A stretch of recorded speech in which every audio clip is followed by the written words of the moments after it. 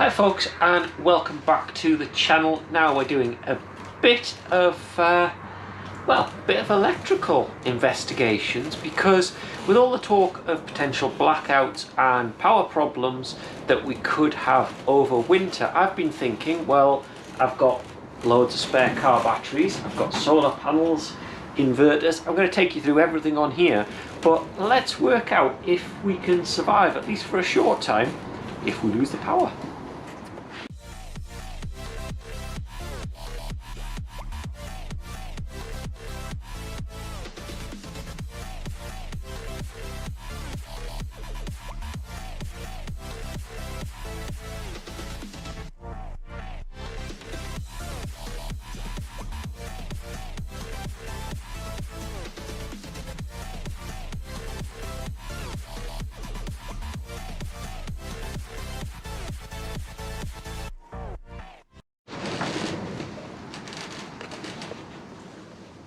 Now, it's going to be a relatively quick and simple video, this one, to be honest.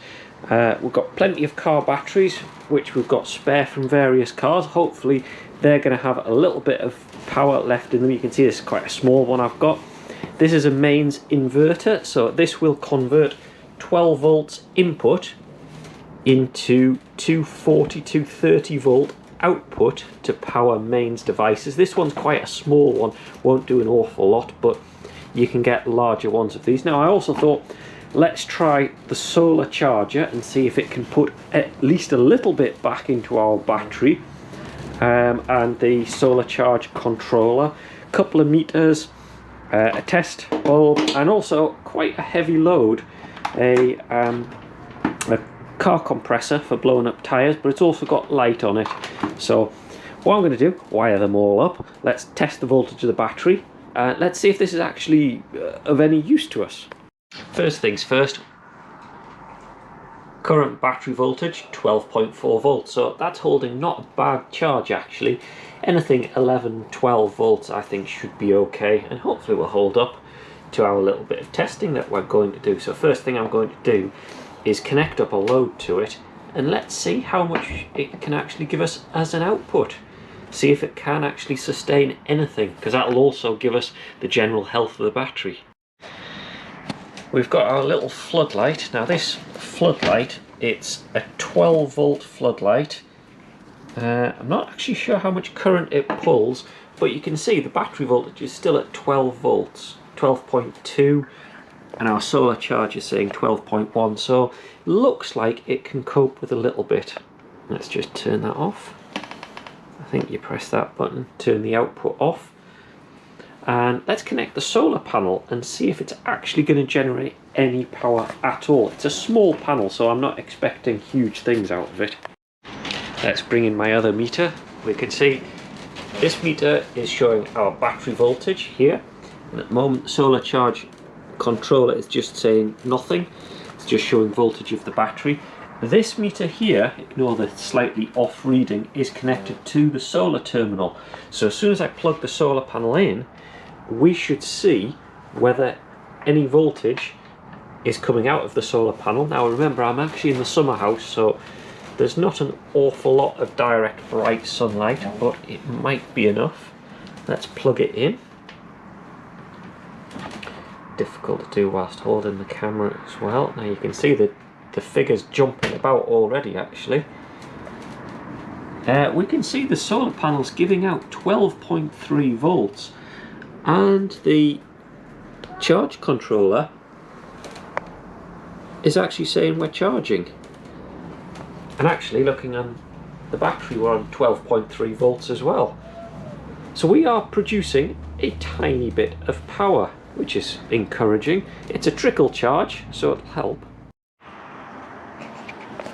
Now you can obviously do this and wire it all up permanently. I've connected up the inverter. You can see it's now showing voltage, and we can switch that on and off, and you can power low power devices from that. So for things like charging phones, you want to use the standard 12 volt car chargers.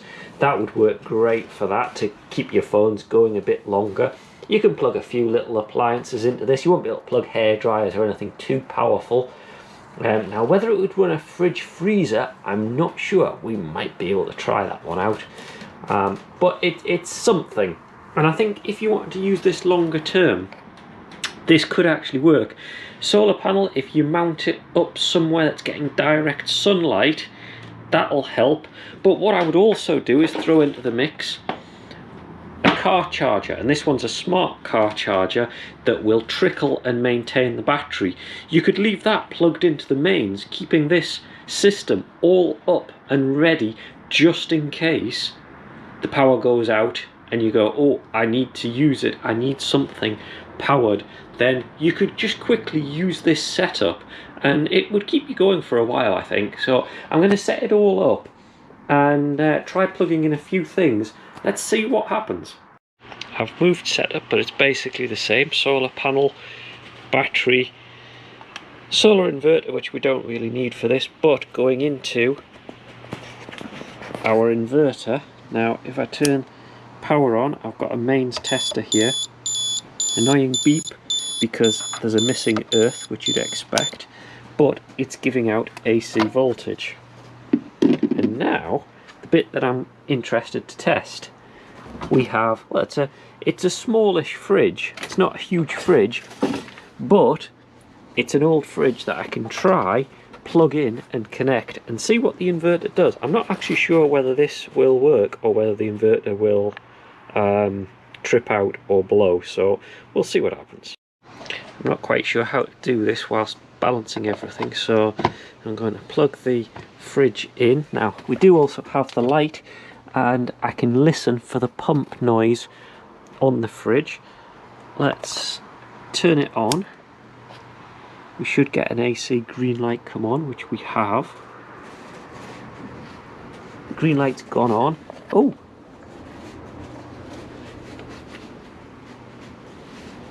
And oh, the AC light's flashing.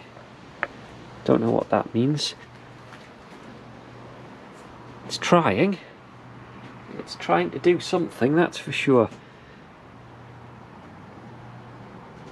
Oh, and I just heard the pump on the fridge start up, so I think it's actually providing power to it and trying to power the fridge. Now, how long it would actually cope with doing this, I'm not really sure. And it is a small fridge, this one, and it's a nasty load for an inverter to deal with, to be honest. And it's a small inverter, this as well. So I was surprised that it's actually doing anything at all. But there you go, it is actually trying.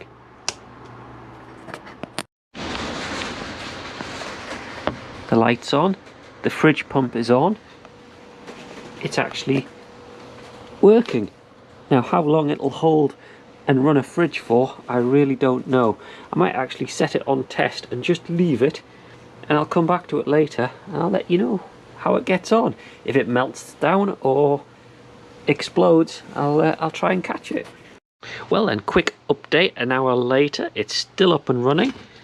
Open the door, you can see the light's still on, and actually the temperature thermometer I've got in here is saying it's down to about 4 degrees. It's cooling, I can feel ice on the cool box, so I think that is a success.